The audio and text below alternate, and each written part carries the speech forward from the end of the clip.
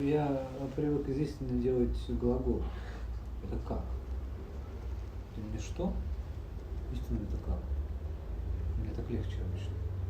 Потому что получается, что человек, обладая истиной, он как-то не делает. У него что-то есть, и она ему говорит, как, что ему делать, что не делать. У него есть, что он учился как-то. 深圳不羁，己以为人，己于有，己以由人，己由多。天之道，利而不害；深圳之道，为而不争。Как-то быстро. Да. Зачем? Смысл такой? Да.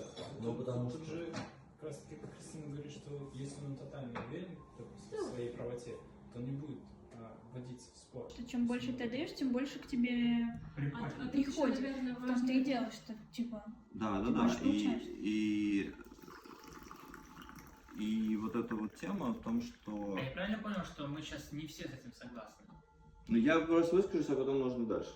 Как бы в плане согласны, не согласны. Давай в среднем Да. ситуацию, в среднем это так или нет? Ты так же считаешь или нет? Я нет, не могу сказать средняя ситуация у тебя. Да, Вдвоем, да. Не надоело даже. Ася, ты будешь фотографироваться, нет? Да, раз это не... В смысле, как видео? Так да, позируйте и там, не знаю, меняйте позу. Все на фотке позируют в один момент. Да, Кто сейчас может всем позировать? Давай, Все, я предлагаю Раз, закончить с этим два. перформансом. Три мы позируем. Давай. Раз. Всё. 2, 3. Оп! Андрей, скажи пару слов. Как говорится, доброго человека не видно. Согласен, но это никак не ложится в теории противодействия или взаимодействия. Они преодолевают, они взаимодействуют, поэтому преодолевают, или преодолевают, поэтому взаимодействуют. Или как? Интуитивно мы, например, если маленький ребенок идет вдоль по ущелью, да, мы подбегаем к нему и уводим его оттуда. Нам не нужно знать, что там он маленький, не маленький, что я хороший или я плохой человек. Я просто это делаю, потому что не могу не сделать. Вот. Как вы думаете, есть ли вот такое какое-то знание? Вот... Сейчас. 天下皆知美之为美，斯恶已。 Когда все люди узнают, что красивое является красивым, появляется и безобразным. 天下皆知善之为善，斯不善已。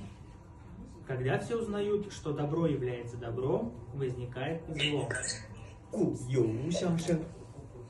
Поэтому бытие и небытие порождают друг друга. 难易相成， Трудное и легкое создают друг друга. 长短相形， Длинное и короткое взаимно оформляется.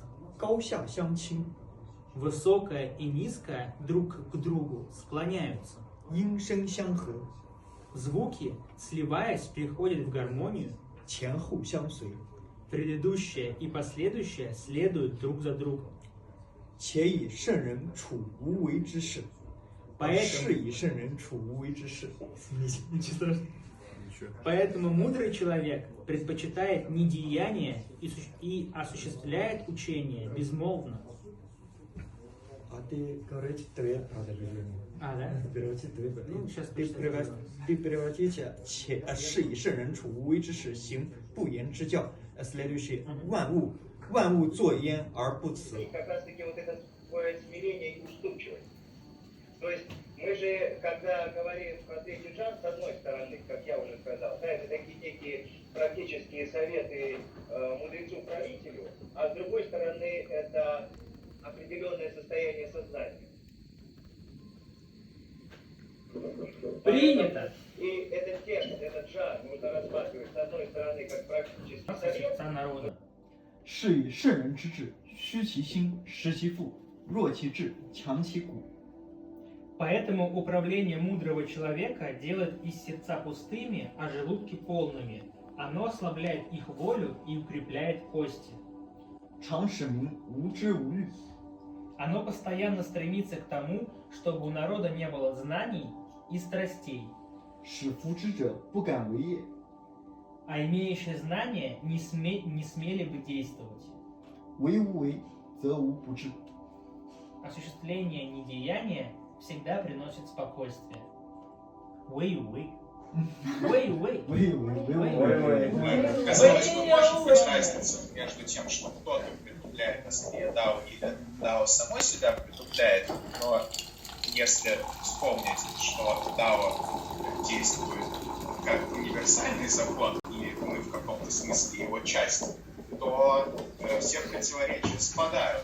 То есть Дао даже с точки зрения познания себя, самого себя, наших... Ты просто наслаждаешься вкусом чая. Ты пьешь как бы чай, и пьешь как бы его с пониманием того, что это вкусный чай или невкусный.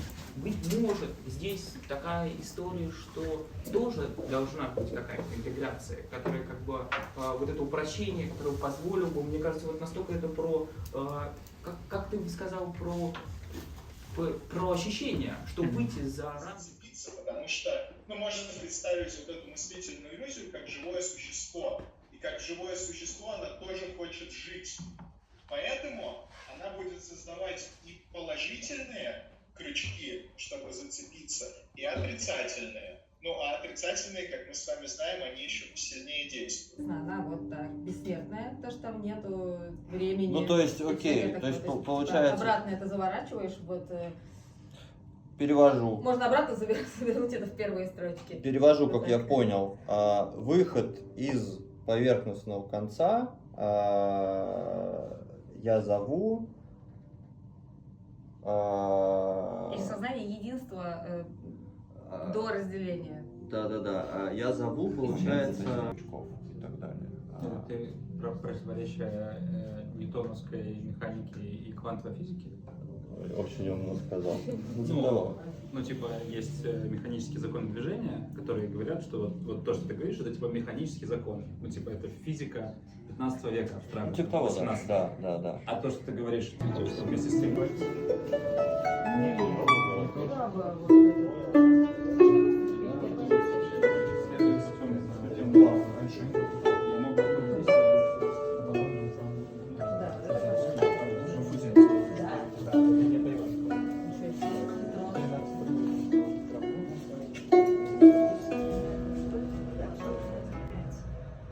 Ну, если мы не можем ее измерить, значит ее нет.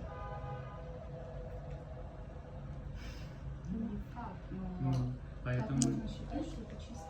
Ну, вот поэтому появляется вера. Вот мы не можем измерить. Ну, например. Не, ну вот слушай, можно как будто бы это в мою сторону.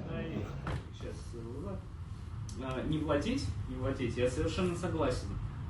Когда ты много даешь претензий на владение чем-либо в стране, когда ты пережимаешь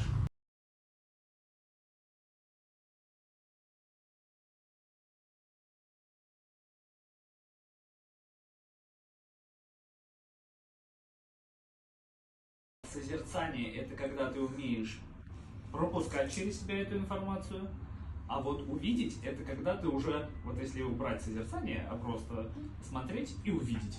Это вот есть такая жесткая граница. Вот ты смотрел, вот ты увидел. Как бы, вот я смотрю на стену и увидел розетку. А если бы я созерцал, я бы не сосредоточивался на розетке и просто бы, ну, как бы, это, так сказать... Ты бы стал розеткой. Да, я бы стал розеткой. Ты говоришь про энергию, вот я бы стал розеткой. Еще обнаружили, почитав про историю создания колеса с точки зрения культурно-религиозных древних воззрений, но говоря конкретно о том, что здесь 30 спиц, как 30 некоторых проявлений, да, многообразия, ну, которые мы встречали уже раньше в тексте много раз, они в любом случае сходятся в каком-то центре.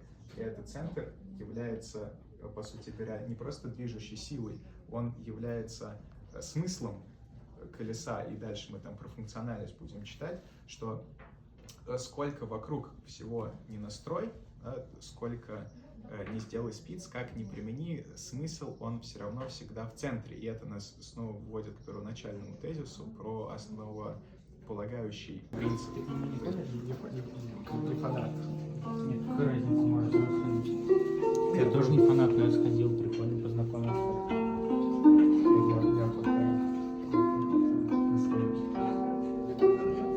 Ну ладно, 5 звуков уши оглушают, а про уши что скажете? Мне понравилось, что ты отдельно выделил, что вначале перечисляется про 5, 3 раза, 3 пятерки, да? Это 宠辱若惊，贵大患若身。何谓宠辱若惊？宠为下，得之若惊，失之若惊，是谓宠辱若惊。何为患大？何为贵大患若身？吾所以有大患者，唯吾有身，即吾无身，吾有何患？故贵以身为天下，若可寄天下；爱以身为天下，若可托天下。все。天下хорошо звучит, да? Тенся.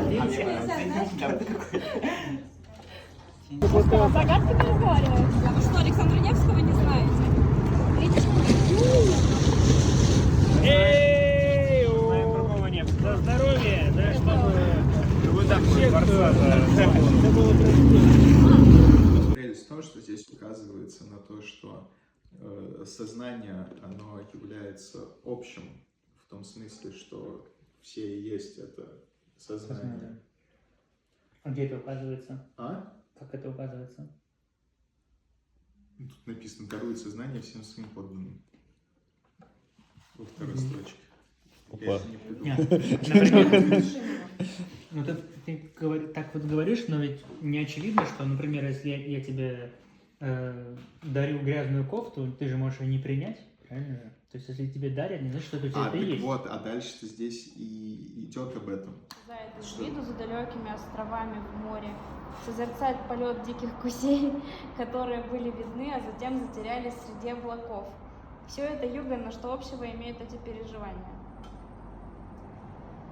То есть здесь есть тема, связанная с недосказанностью, красота, которая лежит в глубине вещей. То есть это что-то неочевидное. Ее вовсе не заметит человек, лишенный вкуса или душевного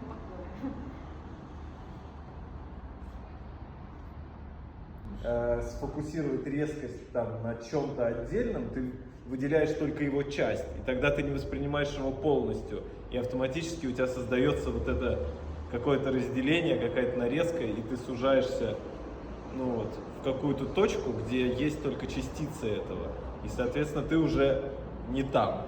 Ну, то есть ты как бы и там, но твое восприятие сужено настолько, что ты не воспринимаешь все остальное, хотя сказать, что ты не постиг дао, это же тоже нельзя. Я вроде постиг сейчас часть, так сказать, впырился изо всех сил и постиг, но только оно тут же ускользнуло. Это универсально. Ну, потому что он с матом. Потому что мать это мать. Мать возникло и великое лицемерие. Когда 6 родственников в раздоре, тогда появляется сыновья почтительность и отцовская любовь. Когда в государстве царит беспорядок, тогда появляются верность.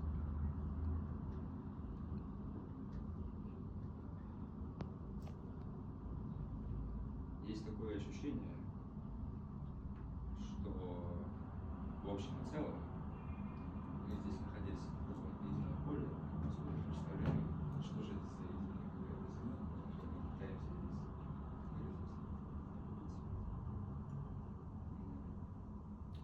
но, возможно, я предложу вам поговорить не только о том... Другое дело, когда на нее смотрит человек, который всю жизнь ее изучает.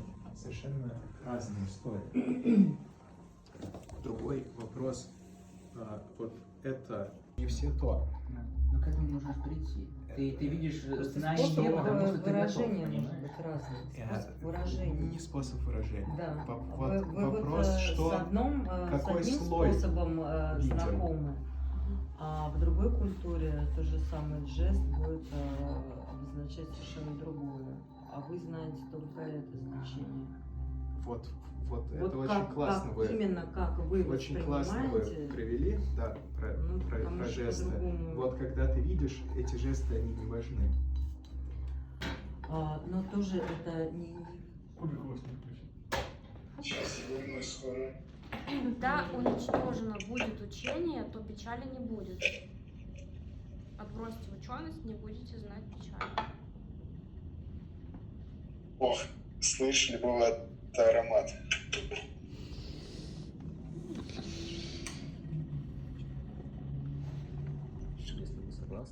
Чего вы читаете? Очень плохо слышно, на самом деле прерывается, половина слов голтается. Проблемы со связью. Врыв произошел. Опа. У нас фиксировали. А мы пока молчим. Возможно, поэтому и проблемы со связью, и прерывность здесь присутствует. Мысли шевелятся. Да. Человеком тем, что ты называешь собственным центром.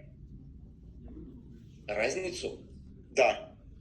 Да, ну человек это биологический вид.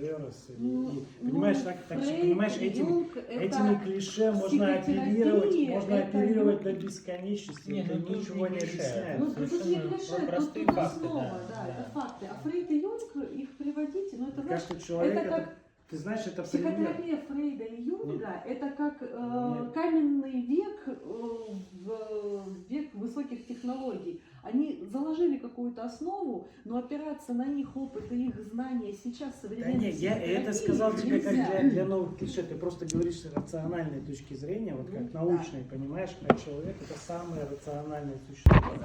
Самое главное. Вчера человек писал,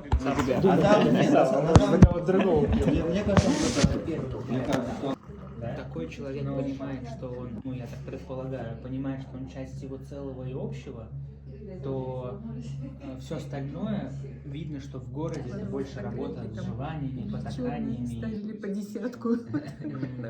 Что скривилось? Кто-то дом построил. От ущербности приходится к целостности. Мне кажется, вот здесь ущербность и как бы как один полюс, а целостность может быть как противоположность его. Сначала ты учишься мастерству, потом ты его забываешь в какой-то момент. Вот здесь чуть-чуть не укладывается формулировка, потому что, как мы, допустим, только что рассуждали, что сначала ты учишься и продолжаешь учиться все это время. Но где вот эта грань, когда тебе нужно забыть все, что ты чему-то научился? Классная фраза, ты где помнишь? Можно привести, не знаю, из фильма «Герой», когда там говорили сначала там у тебя меч в руке, потом у тебя меч в сердце, а третья стадия, когда у тебя нет меча ни в руке, ни в сердце. При этом ты умеешь Это параллель в том, что есть наблюдатель, вот есть человек с мастерством, например, да, и есть две точки наблюдения. Этот человек мастерством рассказывает тебе о том, что такое мастерство, или зрители, которые смотрят за его мастерством, рассказывают, что такое его мастерство. И тогда, как если он будет рассказывать, тот человек, у которого есть это мастерство, он скажет, что я ничего не делаю. В том смысле, что вот как вот кунг-фу, да, что он ничего не делает. То есть приходит момент, и тело само делает. Потому что уже нету знаний, потому что не нужно учиться вот здесь. Забыть, в смысле не думать. Мне очень нравится вот слово непонятность в слове вот единое, одно, целое. Кое-что знает, кое-что умеет, а майор Ничего не делаешь, если ты глутамул, да, и ты всегда знаешь, где она окажется. И то есть, задавая вопрос, на самом деле, это, это просто бла-бла, да. Вот ты уже знаешь ответ, то есть ты уже знаешь, куда двигаться, по сути дела. Если ты ничего не делаешь, да. Но если вдруг ты находишь такой баланс, что ты поворачиваешь ее, и она останавливается в другом месте, а другое место у нее только, она останавливается наверху, у нее другого места нет, она иначе, будет падать, да, всегда. Получается, если мы уйдем от стрелочки, да, от метафоры стрелочки физической, да, и перейдем к стрелочке, например, мастерству, да, когда ты уже, например, расслабился и посчитал себя самым лучшим, например, я расслабился, посчитал себя в чем-то самым лучшим, как стрелочка вниз, кто-то другой себя воспитывает с двух сторон вот так, понимаешь, и эту стрелочку поднимает наверх.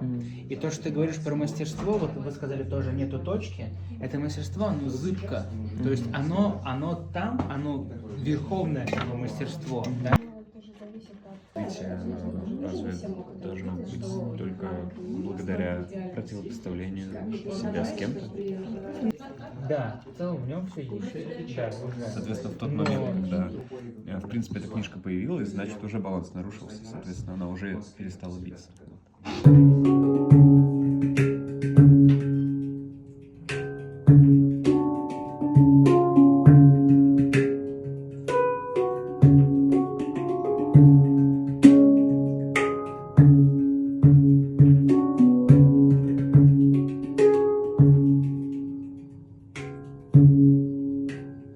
Работа есть, собственно, работа. Наука есть наука. Надо Это работать как в рамках врачи, науки. да, которые режут, но верят в Бога. То есть они как бы видят плоть, да, но тем не менее они знают, что там все-таки вот что-то божественное происходит. Тоже, мне кажется, слияние такое, то есть уже просветленное. Потому что, ну, а как ты вот видишь кусок мяса, но тем не менее ты свято веришь, что там Бог находится. Это же прикольно. Очень. Сейчас идет эпоха Хакада, который нам рассказывают в том периоде средневековья. Мы понимаем, но не можем постичь. А постичь это можно только в результате долгой и упорной практики. И когда мы эмпирическим опытом постигаем пустоту, мы отождествляем себя с Дао и приобретаем Дао. Тот, кто тождественен Д, приобретает Д. А тот, кто опирается только на кодекс определенный, да, тот, наверное, и тождественен этому кодексу, как большинство манов. Получается, что это его проблема.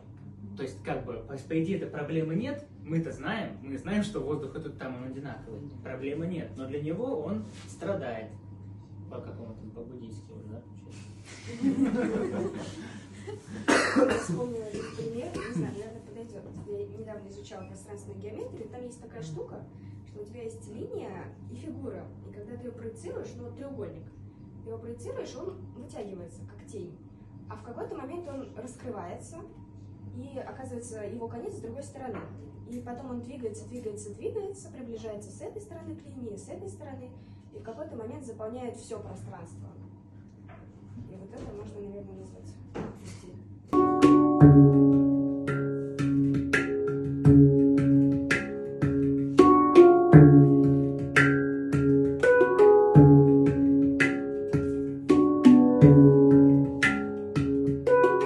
you.